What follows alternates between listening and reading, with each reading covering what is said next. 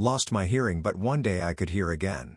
I wanted to tell my daughter and her husband about this, but overheard them talking about the old bag. So I armed myself with a dictaphone, recorded them, and then. I never expected that at 66 years old, I'd lose my hearing completely. But that's exactly what happened to me 4 months ago after getting a really bad infection.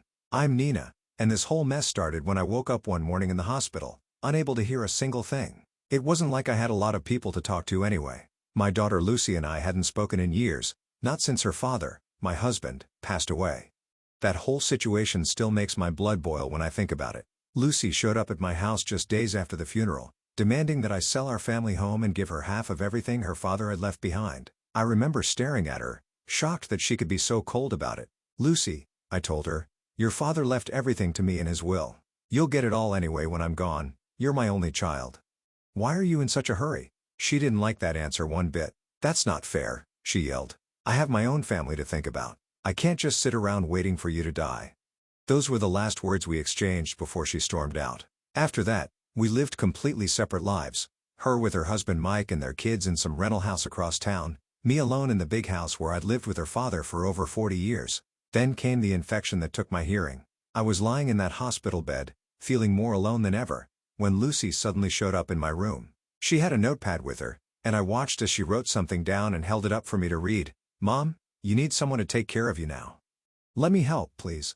Maybe it was the medication, or maybe it was just being tired of being alone, but I found myself nodding. Before I knew it, I invited her and her whole family to come live with me. Lucy, Mike, their 18-year-old daughter Drew, and 14-year-old Tom, they all moved out of their rental place and into my big country house. I even gave Lucy access to my bank account so she could handle all the bills and shopping, not just for me but for all of them. I figured it would be easier that way, since I couldn't hear anything anymore and going to stores or dealing with payment stuff had become a real challenge. The first few weeks of living together were strange, but Lucy really did stick to her word about taking care of me. Every morning, she'd go grocery shopping, making sure to get everything we needed. She'd cook 3 meals a day, clean the house from top to bottom, and never complained when I needed to go to yet another doctor's appointment. Those appointments became a regular part of our routine. Lucy would drive me to the clinic, wait with me in those uncomfortable plastic chairs, and help me communicate with the doctors.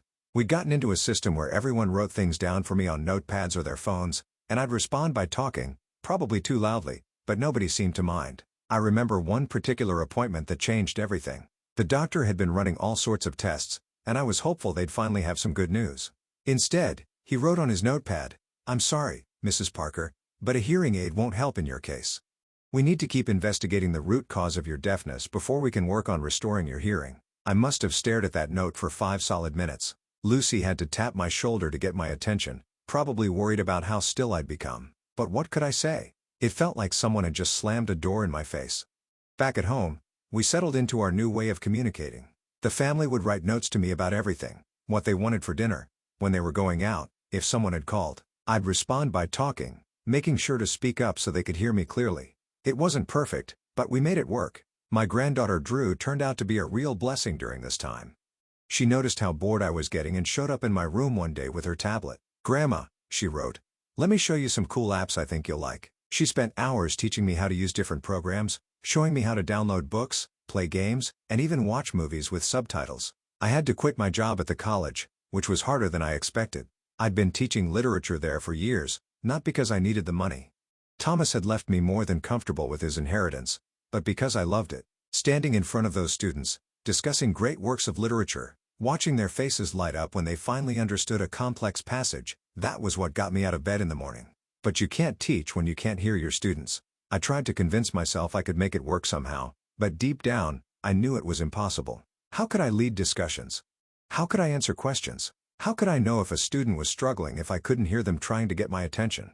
So now my days are different. I spend most of my time reading books, both physical ones and ebooks on the tablet Drew gave me. I've discovered that the internet is a pretty amazing place when you have nothing but time on your hands. I've found websites about everything you can imagine, and I've even joined some online book clubs where everything is written rather than spoken. Living in silence makes you notice things you might have missed before. From my usual spot in the living room armchair, I had a front row seat to my family's daily life, even if I couldn't hear it. Lucy and Mike seemed to be getting along better than ever. I'd watch them in the kitchen during breakfast, heads close together, laughing over their coffee. Lucy would touch Mike's arm while they talked, and he'd smile at her in a way that reminded me of how Thomas used to look at me. Sometimes they'd catch me watching and wave, their faces breaking into warm smiles. The grandkids had settled into their routines too. Drew spent a lot of time in her room studying or working on her photography projects. Tom was usually glued to his gaming console in the basement, only emerging from meals or when Lucy called him upstairs. It all looked so normal, perfect even. But then I started noticing other things. Like the time I walked into the kitchen to get some tea, and Lucy and Mike were having what looked like an intense conversation. When they saw me, they both smiled broadly, too broadly, but their eyes met over my head in a way that made me uncomfortable. Or how sometimes when they thought I wasn't looking, they'd exchange these knowing smirks while glancing in my direction.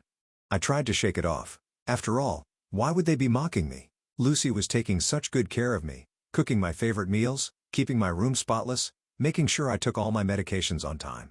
And Mike had been nothing but helpful, fixing things around the house and even installing some new safety features in my bathroom. But those looks, those smiles, they kept nagging at me. The way their expressions would shift when they thought I wasn't watching. The quick glances they'd exchange when I'd ask them to write something down for me. The way their smiles never quite reached their eyes when they were directed at me. Stop it, I'd scold myself. You're just bitter because you can't hear. You're imagining conspiracies because you're frustrated with your situation. They're your family. They love you. Weeks passed like this, with me constantly second-guessing everything I saw. Was that laugh really at my expense? Did that whispered conversation stop because I entered the room? Was I really seeing mockery in their expressions, or was it all in my head? Then came that morning. It must have been around 6 a.m. I was sleeping soundly when something jolted me awake. At first, I was confused, disoriented. Then I realized what had woken me. A car horn blaring loudly from the street outside. I jumped out of bed, already pulling on my robe, ready to go give that inconsiderate driver a piece of my mind. I was halfway to my bedroom door when it hit me. I had heard the horn. I had actually heard it.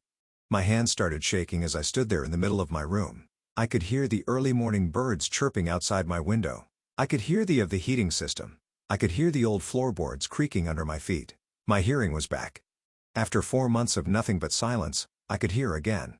My heart was still racing with excitement as I headed toward the stairs. I couldn't wait to tell everyone about my miracle, that my hearing had returned. But halfway down the staircase, I heard voices coming from the living room. Lucy and Mike were already up, talking in low tones.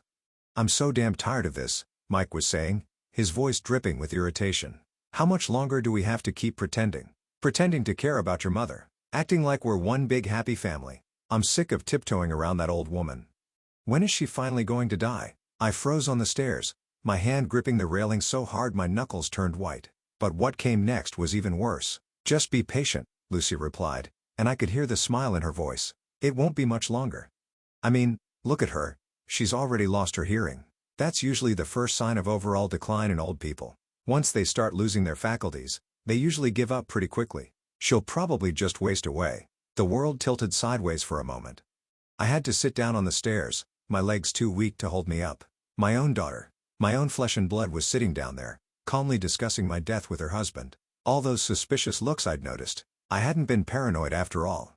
It took everything I had not to break down right there. I stood up, straightened my robe, and walked down the rest of the stairs.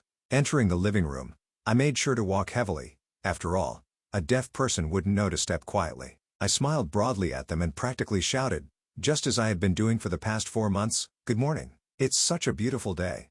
They jumped a little up my entrance but quickly recovered. Lucy gave me that sweet, fake smile I now recognized all too well, while Mike nodded enthusiastically. God, how had I not seen through this performance before? That afternoon, I dug out my old phone from the drawer and figured out how to use it as a voice recorder. I wasn't sure what I would do with the recordings yet, but I knew I needed evidence. Every morning after that, I'd slip the phone into the pocket of my house dress and let it record everything. The things I heard over the next few days made me sick to my stomach. It wasn't just Lucy and Mike, even my grandson Tom was in on it. He'd come home from school, look right at me sitting in my chair, and ask loudly, "Hey, is the deaf old lady still alive?" Lucy and Mike would laugh like it was the funniest joke they'd ever heard. "Yes, son," Mike would say, chuckling. "Unfortunately, she's still kicking. God, she's so annoying," Tom would complain, rolling his eyes. "Everything has to be written down or gestured. It's infuriating. Can't she just figure things out on her own?" And through it all, they'd smile at me. Sweet, caring smiles, patient smiles, loving smiles. They'd write me little notes asking if I needed anything, if I was comfortable, if I wanted a cup of tea. And all the while, they were waiting for me to die. Thank God for Drew. In the middle of all this ugliness, my granddaughter was the only pure thing left in my life. While everyone else in the house was putting on an act, Drew's kindness was real. I could hear it now in her voice, see it in her actions, and feel it in her genuine concern for me. Every few days, she'd knock on my door with a new book tucked under her arm. "Grandma," she'd write in her notebook, "I saw this at the bookstore and thought of you. It's about a woman traveling through Europe in the 1920s. I know you love historical stories." She was right, I did love them. And I loved how she actually paid attention to what I enjoyed. Unlike her mother who just pretended to care, Drew would sit with me for hours, showing me her photography projects on her laptop. She had real talent, capturing moments that told entire stories in a single frame. I could hear her voice now when she shared these things with me, full of passion and enthusiasm, but I kept up my act of reading her notes and responding in my too loud voice. It broke my heart a little to pretend with her, the only honest person in this house, but I couldn't risk the others finding out. But what truly touched my heart was how she stood up for me when she thought I couldn't hear. One evening, I was in my room when voices rose from the hallway outside my door. "Mom, you need to stop talking about Grandma like that," Drew was saying, her voice firm. "She deserves better. She's not just some burden we're waiting to get rid of." "Oh honey, mind your own business," Lucy dismissed her. "Go to your room and stop interfering in things that don't concern you." I heard Drew storm off, her footsteps heavy with teenage indignation. Through my window, I could see her walk to the garden bench where she always went when she was upset. She sat there, wiping tears from her eyes, and I wished I could tell her how proud I was of her, how grateful I was for her defense of me. It was strange how Drew had turned out so different from her mother. Where Lucy was calculating and cold, Drew was warm and genuine. Where Lucy saw me as a burden to be endured, Drew saw me as a person to be cherished. Sometimes I caught myself studying her face, trying to find traces of the kind young woman Lucy had once been, before money and greed had poisoned her heart. Having Drew in my corner made the whole situation a little more bearable. Yes, I was living in a house full of people who were waiting for me to die, but at least I had one ally. One person who saw me as more than just an inconvenience or a source of inheritance. One person who actually cared. It's amazing how people will say anything in front of someone they think can't hear them. I was sitting in my usual spot in the living room, pretending to be absorbed in my book, when Lucy and Mike started talking about money. My money, to be specific. "So how much have you managed to get out so far?" Mike asked casually, as if they were discussing the weather. He was sprawled on the couch, feet up on my coffee table. Lucy was flipping through some papers, probably my bank statements. "About 25,000 so far." I nearly dropped my book, but caught myself just in time. $25,000? They'd stolen $25,000 from me? Mike scoffed. "That's it? Come on, Lucy. You need to be more aggressive about this. That old bag has more money than she knows what to do with. She wouldn't even notice if you took twice that amount." I kept my eyes fixed on my book, turning a page slowly, playing my part. Inside, my heart was pounding so hard I was afraid they might hear it. "It's not that simple," Lucy said, sounding annoyed. "Mom has alerts set up on her account for large withdrawals and transfers. If we go over certain amounts, she'll get notifications. She may be deaf, but unfortunately, she's not blind. We have to be careful." "Yeah." Mike sighed heavily. "It's really a shame she's not blind too. That would make things so much easier." I had to fight to keep my hands from shaking. My own daughter and her husband, sitting there discussing how convenient it would be if I was not just deaf but blind as well. I wondered if there was any limit to their cruelty. Later that same day, I was pretending to nap in my chair near the kitchen when I heard them at it again. The recorder in my pocket was catching every word. "I noticed you've been buying those fancy organic steaks," Mike was saying. "And that expensive wine, isn't it too posh for your mother?" Lucy laughed, that fake, tinkling laugh she'd perfected over the years. "Oh please, I buy all the good stuff for us and get her the cheapest things I can find. Generic brands, marked down meat, whatever's on clearance. She can't taste the difference anyway. She's so grateful just to have someone cooking for her." They both turned to look at me then, and I could feel their eyes on me as I pretended to sleep. They started laughing, not even trying to be quiet about it. After all, why bother being quiet around a deaf woman? "Look at her," Lucy snickered. "Sleeping like a baby, no idea we're eating filet mignon while she gets discount hamburger." "At least she's getting something to eat," Mike chuckled. "Better than what she deserves." I kept my breathing steady, my face relaxed, while my stomach churned with disgust. The worst part wasn't even the money. It wasn't the cheap food or the theft or the deception. It was hearing the absolute glee in their voices as they discussed taking advantage of me. They weren't just stealing from me out of desperation or need. They were enjoying it. They were having fun making a fool out of the deaf old lady who had welcomed them into her home.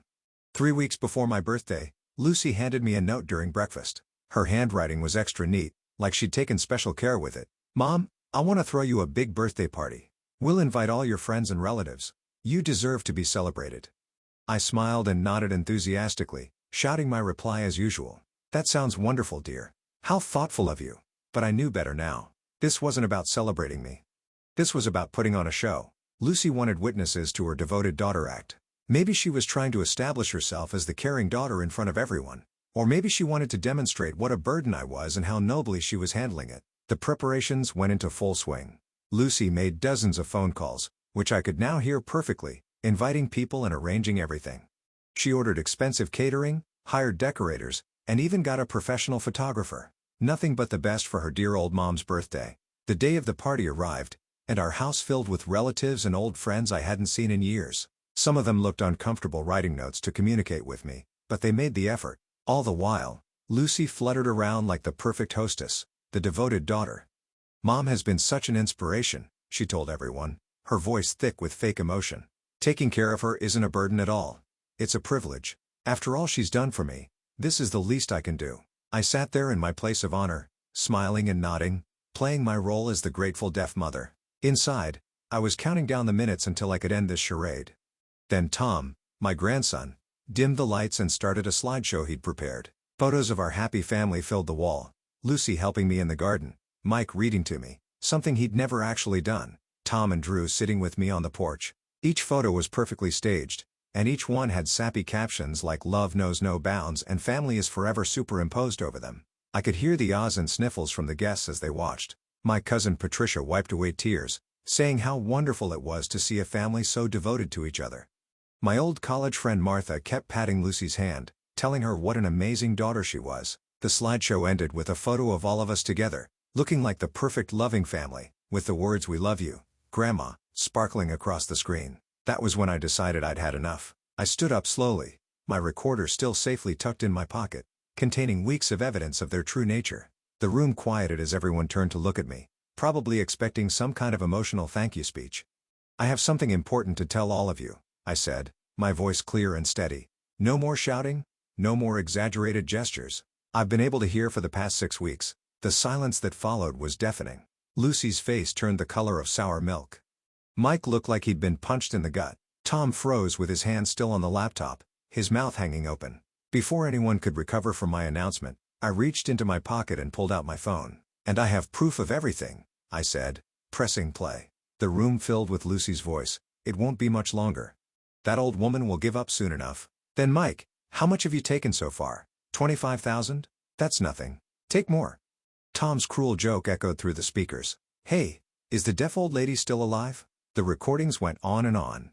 Every nasty comment, every cruel joke, every conversation about stealing my money, all of it played out in front of our stunned audience. Some of my friends covered their mouths in horror.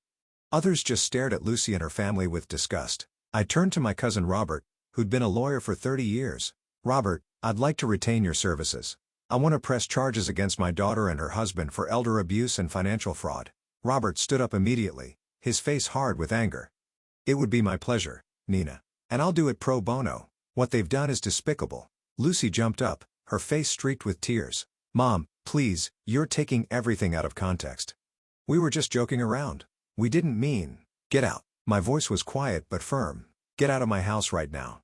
All of you. Take your things and leave." They left that night, Lucy still crying, Mike silent and seething, Tom skulking behind them like the coward he was. Only Drew stayed behind, holding my hand through it all. A week later, Lucy transferred back every penny she'd stolen, all $25,000. I suspect Robert's threats of legal action had something to do with it. I decided not to sue after all. Not because I forgave them, but because I wanted them out of my life completely. A lawsuit would have meant months or years of dealing with them through the courts. Instead, I went to my lawyer and had my will changed. I made it official that Lucy was completely cut out. She wouldn't get a single penny after my death. I made sure all our relatives and friends knew about it too. No one blamed me, they'd all heard the recordings. As for Tom, I couldn't bring myself to forgive him either. Some people told me I should cut him some slack because he was only 14, but I disagreed. 14 is old enough to know right from wrong. 14 is old enough to understand that wishing death on your grandmother isn't a joke. Some of the things he said about me were worse than what came out of the adults' mouths. But Drew, My sweet Drew turned out to be my saving grace. When she got accepted to Berkeley, I paid her tuition in full. She moved into the dorms, far away from her toxic parents, and she comes to visit me every weekend she can. We spend hours talking about her photography projects, her classes, her dreams for the future. Yesterday, I finalized my new will. Everything I own, the house, the savings, all of it, will go to Drew when I'm gone. She's the only one who showed me real love, the only one who defended me even when she thought I couldn't hear her. She's the one who deserves it. You know, it's funny. Lucy spent years scheming to get her hands on my money, and all she had to do was be a decent human being. If she'd shown me just a fraction of the genuine love that Drew did, she would have inherited everything anyway. I may have lost a daughter, but I gained something more valuable: the truth. And in Drew, I found the kind of family I always wanted, one based on real love, not greed and deceit.